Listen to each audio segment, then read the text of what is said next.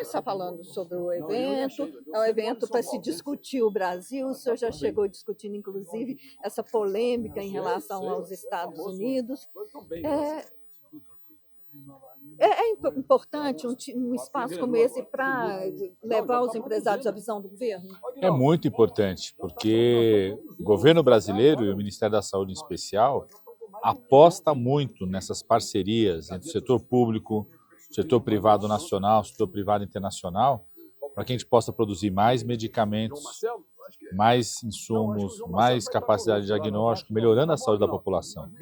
Toda vez que a gente se encontra, faz parcerias entre o Ministério da Saúde, o setor privado nacional, o setor privado internacional, quem ganha é a saúde, quem ganha é a população. Você reduz o preço do medicamento, atrai medicamentos mais modernos para o Brasil, desenvolve pesquisa, renda, geração de tecnologia aqui no nosso país.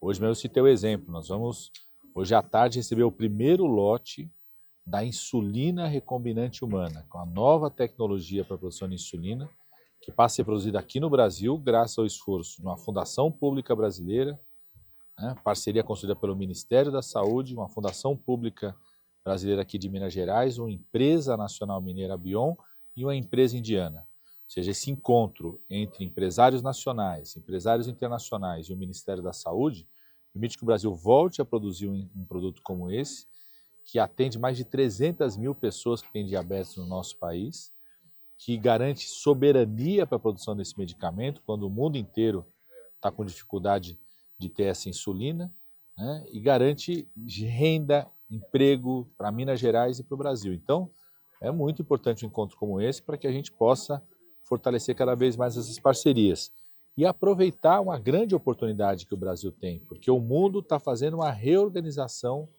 das suas cadeias de produção na área da saúde. Então, o mundo está fazendo essa reorganização das cadeias globais e o Brasil tem tudo para aproveitar isso, pelo tamanho do país que é, pelo seu mercado público, que isso garante a oportunidade de investimento. Quem investir aqui vai ter um mercado para vender, o seu mercado privado, sua agência reguladora, a existência do SUS garante que esse medicamento chegue em cada um no povo brasileiro. Então, é uma grande oportunidade que nós temos. Essas bravatas, a própria imprensa dos Estados Unidos mostra como o Trump às vezes fala uma coisa e volta atrás o tempo todo. Ele solta alguma medida sem sentido, sem racionalidade nenhuma, contra inclusive a tradição dos Estados Unidos, que é uma tradição de defesa do livre comércio, anunciar, ameaçar com taxa abusiva, vai contra a tradição dos Estados Unidos, que é um defensor do livre comércio. Então o Trump às vezes fica irritado porque ele solta essas coisas, a própria imprensa dos Estados Unidos está mostrando que ele fala uma loucura sem sentido, algo que não faz sentido, não tem racionalidade, vai contra a tradição dos Estados Unidos e depois volta atrás. Então a gente não vai tomar nenhuma medida a partir só das falas sem sentido do Trump, Mas o Brasil está cada vez mais caminhando para ter uma diversidade na sua produção, poder produzir produtos aqui no país com parcerias com empresas americanas, com empresas europeias, com empresas indianas, com empresas chinesas, porque a gente quer, em primeiro lugar, atender a saúde do povo brasileiro. O que nos move, o que move o Ministério da Saúde é fazer o melhor que for necessário para atender a saúde do povo brasileiro. Agora, essa decisão teve um viés político, Isso pode ter outros desdobramentos? Quando você lê a carta do presidente Trump, ela tem duas mentiras ali, Primeiro é uma mentira econômica. Ele está baseando, por isso que eu digo que são falas, anúncios sem sentido, sem racionalidade e sem seguir a tradição dos Estados Unidos de defesa do livre comércio. Ele na carta tem uma mentira econômica. Não é verdade que a balança comercial do Brasil com os Estados Unidos é negativa para os Estados Unidos, pelo contrário. A balança comercial dos Estados Unidos com o Brasil mais importa do que exporta. A última foi 250 milhões de dólares.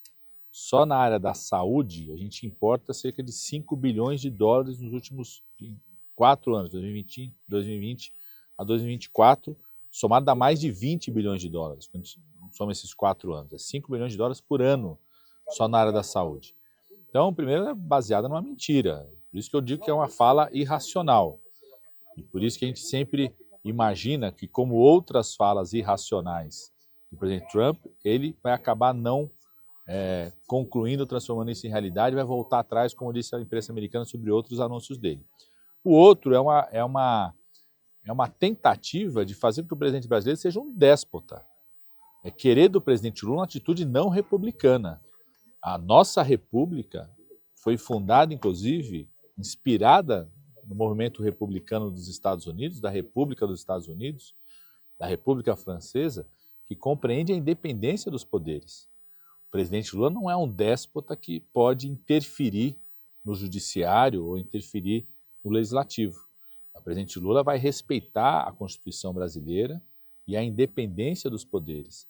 Eu acho estranho um presidente dos Estados Unidos, da República dos Estados Unidos, que é uma república que se fundou nesses valores da independência dos poderes, anunciar uma atitude, né, um abuso tarifário, uma atitude contra o livre comércio, uma atitude anti-brasileira, a partir da interpretação de que um presidente da República no Brasil teria o poder de interferir no judiciário. Então, por isso que eu digo, pode ser mais uma daquela série de bravatas feitas pelo presidente dos Estados Unidos que depois ele não conclui, volta atrás. Então o Brasil vai continuar apostando na diplomacia, como disse o presidente Lula, na competência diplomática no nosso país.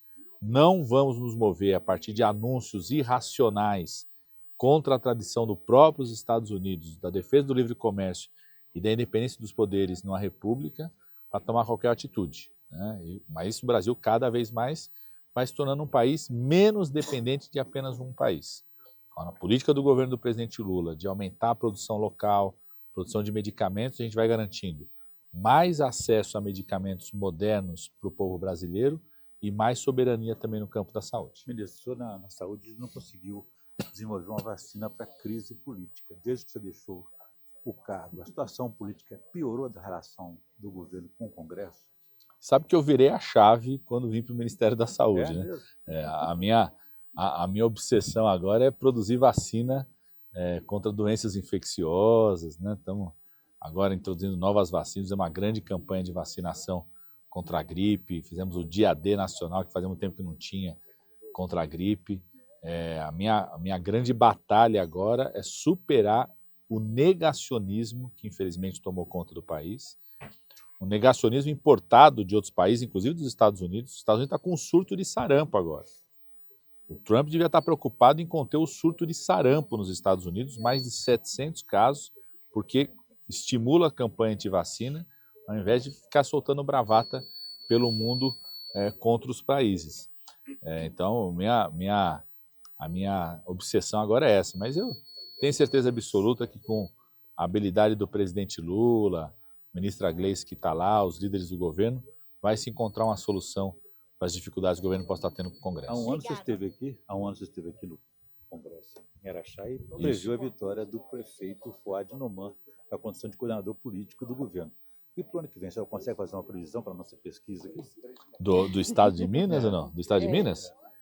Eu acho que Minas Gerais tem uma grande oportunidade de ter uma pessoa da estatura do Rodrigo Pacheco, presidente do Senado, é uma pessoa que teve um papel fundamental na renegociação da dívida mineira. Isso precisa ficar muito claro, né?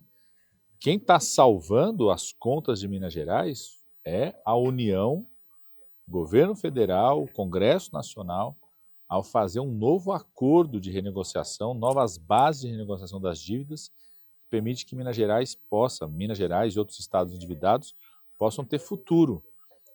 E o presidente Pacheco tem um papel decisivo em relação a isso, para que Minas não continue tendo que ficar dando um calote de não pagar a dívida para a União. Ficou um tempo aí sem pagar essa dívida, entrou até na justiça para garantir o não pagamento dessa dívida.